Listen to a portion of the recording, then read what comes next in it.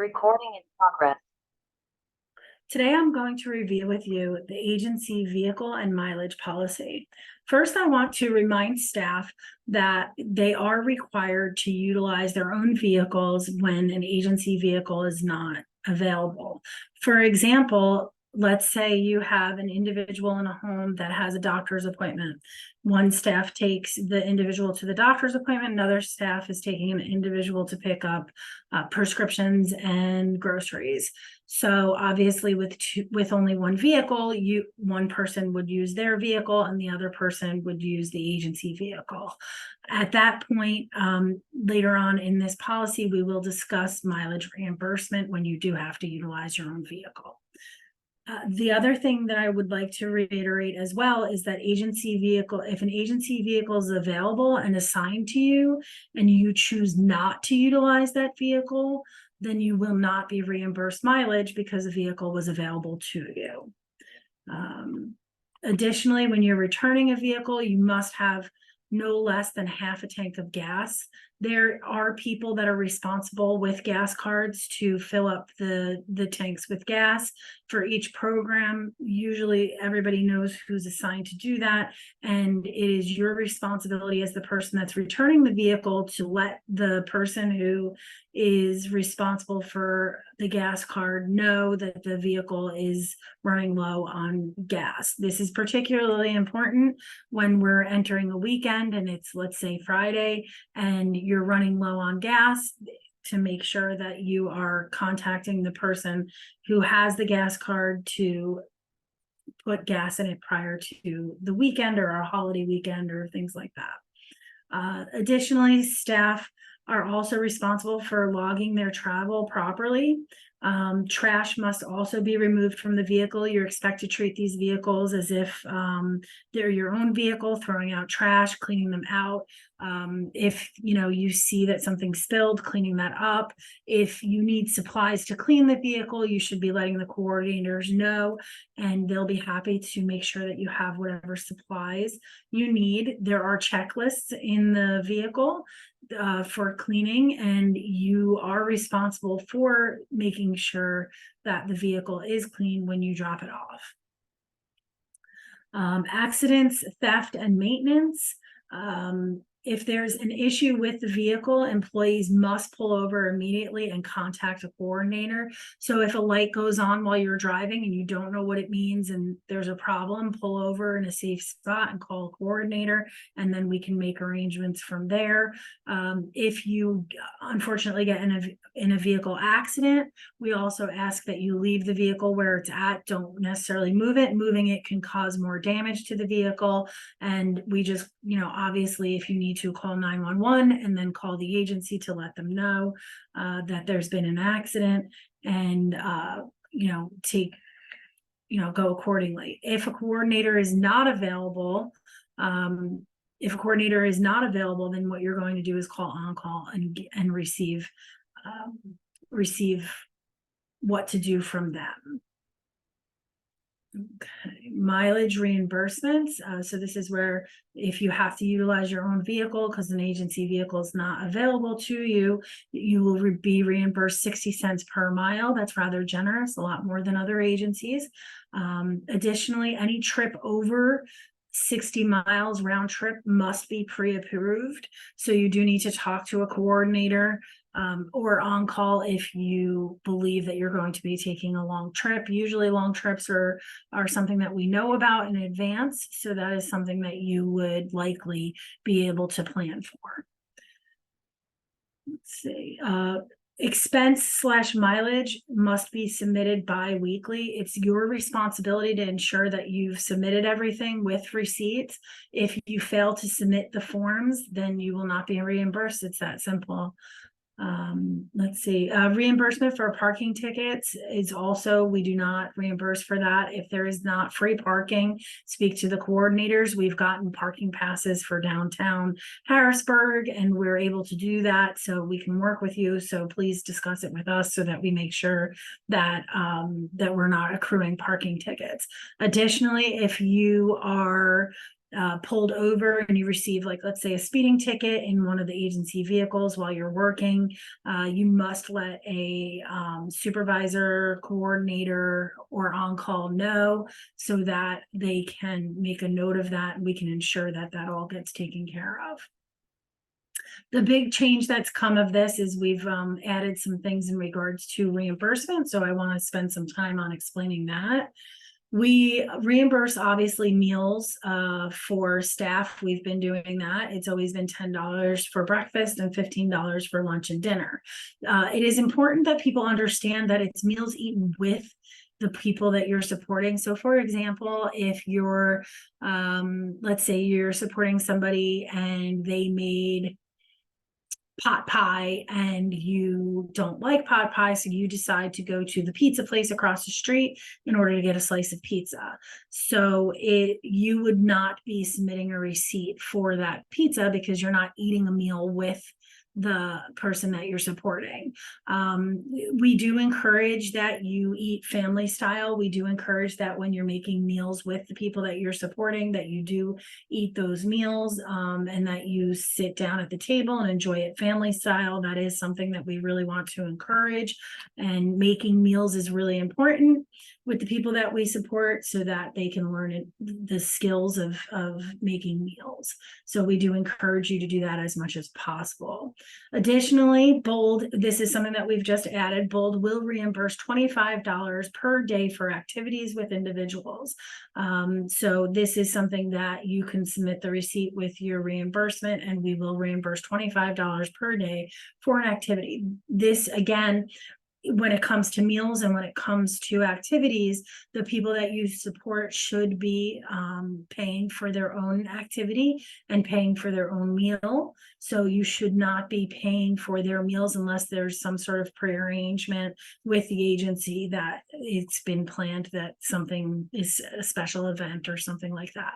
We do have some activity funds at the agency. So if there is something special coming up and the person that you support may not have the money for that, we can certainly explore other options to help pay for them. So it is not the responsibility of the staff to be paying for the people that they're supporting. And then this is a big change. If reimbursements for meals and activities exceed $25 per category, so I'll read it. Per category per day, for employee, they must obtain written permission from a member of management. So what this means here is, what this means here is that if you are out and let's say you're doing an 8-hour shift and your shift starts at 7 a.m. And the person that you support, you guys go to McDonald's, you go through drive-through, you get something to eat through the drive-through, and you get McDonald's, you get breakfast, and you submit, let's say, $10 for that. And then you guys are going bowling and you eat lunch and you submit another $25 for that. Then let's say the person that is supposed to relieve you calls off and you decide that you guys are going to go out for dinner, and that's going to exceed $25 because 10 for breakfast, 5 for lunch would be over, and then again for dinner would be over $25. So what you would do is you would claim the responsibility for yourself. So you would have to pay for your own meal yourself. So the other thing that we would encourage is, let's say you're supporting somebody and you're working 2 shifts with them, they shouldn't be eating 3 meals out in the first place. They should be going, they should be making at least 1 meal during a shift like that. So it would be suggested that if there's some sort of special event, let's say you're spending the entire day with somebody that you support, taking them to, let's say, a Penn State game. You leave at 7 a.m. in the morning to get there to tailgate and have a good time. You can pick up breakfast on the way. You pick up something to eat in the afternoon because, it's an all-day event. And then, you're not going to return until 10, 11 o'clock at night. Again, this is a pre-planned trip. So you would, again, this would be something that you would be able to talk to the coordinator and explain to them that you suspect that your expense is going to go over $25 for food that day.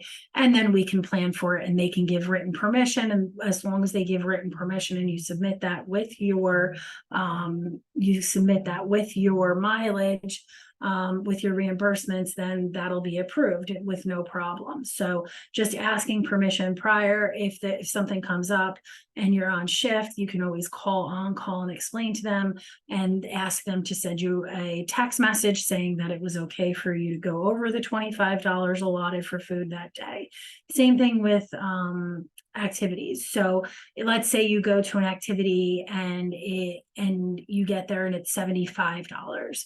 My suggestion would be is that you would call a coordinator and say, hey, I know that we reimbursed 25. We didn't realize how much it was.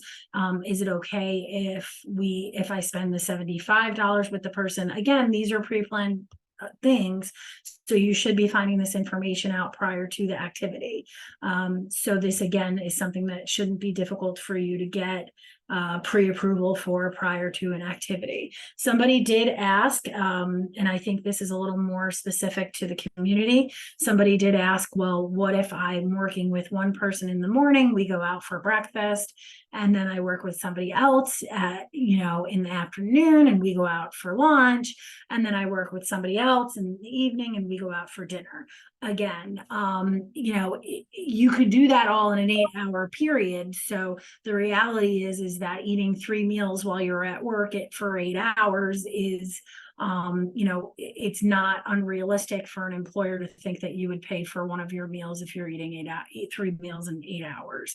Additionally, if you're working additional hours and there's some sort of special event, again, reaching out to the coordinators, asking them for approval. But the reality is that, you can also plan for this and eat something at home prior to going out on your shift, bring your own lunch, bring snacks, things like that. I think it's fairly reasonable for the agency to say that we're going to reimburse $25 total a day. So if you have any further questions in regards to that, please bring that up to the coordinators for the programs that you're supporting people. Again, I want to remind you that you are going to be responsible for submitting mileage / expense reports bi-weekly. And I do want to take a short moment to show you the new mileage report, expense report, so that you can see that. So it is on your master jot form. So this is the master jot form that everybody uses, and it is on that. Okay, so this is the mileage report. You'll see on here that there is a new biweekly expense report. When you click on that, it's going to come up to this. And this is pretty self-explanatory. You're going to put your name here. You're going to put your email here. So you will get an email receipt saying that you did submit.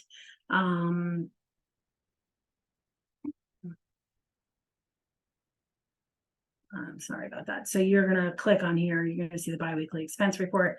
Then you're going to click on here. You're going to insert your information. You're going to put the email address.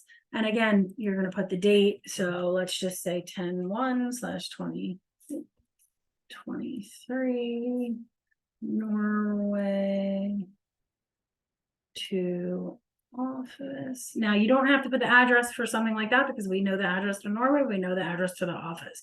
What you would do is if you're taking somebody to bocce ball, let's say, and there's a park, you would put the address of the park there and put park and put that there. And then you would do the total miles. I'm just going to, for the purposes of this, I'm going to put 10 miles. And you would do that so forth all the way down. This will give you the total. You don't have to do anything. It gives you that total. Then let's say it's an expense. Let's say you went out to lunch with somebody and you would put expense type. This is very similar to what you did previously. So let's just say that you did $15 because you went out to lunch. And then let's say you were with Amy. So you were with Amy and you would just continue to do that. And again, here's the total. You do not need to do anything with this. This is the total amount due for mileage, because it's 60 cents per mile, so you did 10 miles, that makes sense. So, this is all just the totals. You don't have to do anything for that. You would certify that what you're saying is correct. You'd be using this on your phone, so you'll take a picture of the receipts. You can put multiple receipts here, so you'll take pictures of your receipts and you'll attach it to these, and then you will sign, and then you'll hit submit. And that is it.